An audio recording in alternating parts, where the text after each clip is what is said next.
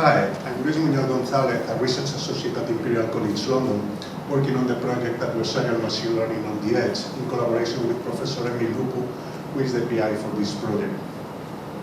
As you know, machine learning has become one of the main components in many systems and applications, and this also applies in the scope of IoT.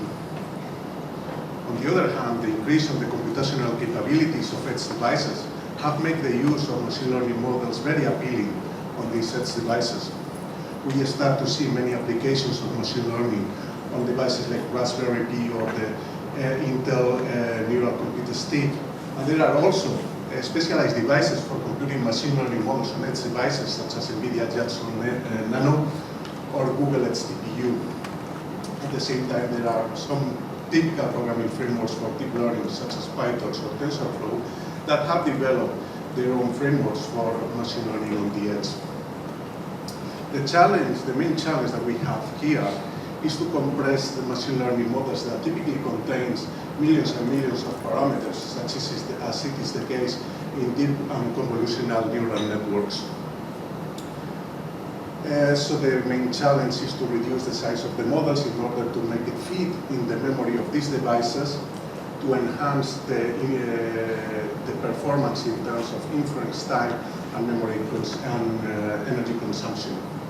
There are two main techniques to compress these models. On one side, we have pruning, which aims to remove weights or units, here by units I mean neurons or filters, to reduce the size of the machine learning model, minimizing the loss in performance.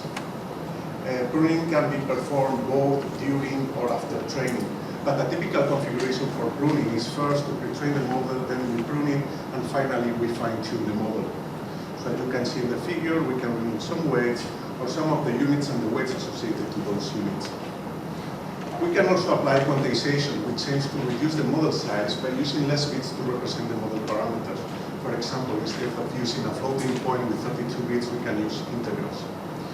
Again, it can be performed both during training or post-training. And there are different approaches to do this. We can use uniform versus non-uniform quantization or use static or dynamic ranges. The other side of the story is that it's known that machine learning systems are vulnerable and can be the objective of attackers. And this is especially important as machine learning is typically the weakest part in the security chain. And this is even more challenging in the case of embedded and small devices, because they are more vulnerable, and thus the machine learning algorithms are vulnerable as well.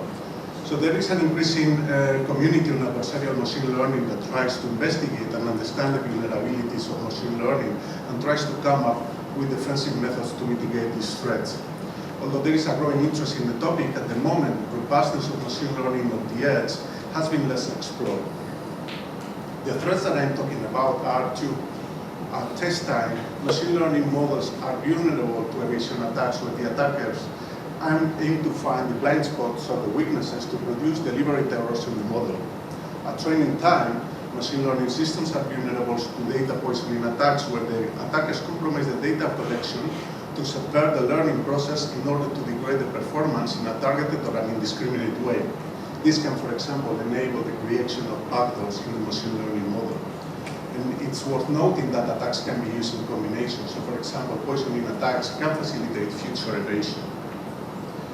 In this project, we try to investigate the vulnerabilities of machine learning models on the edge against these threats, both at training and at test time.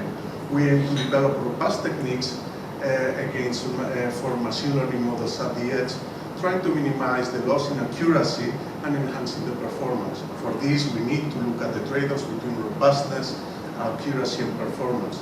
And we are looking both into centralized and federated machine learning.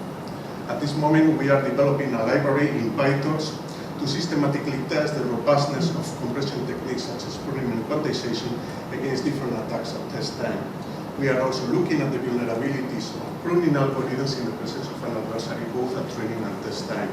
Finally, I'd like to thank our sponsors, the STL, Thales, and Spartan, for their collaboration during the project.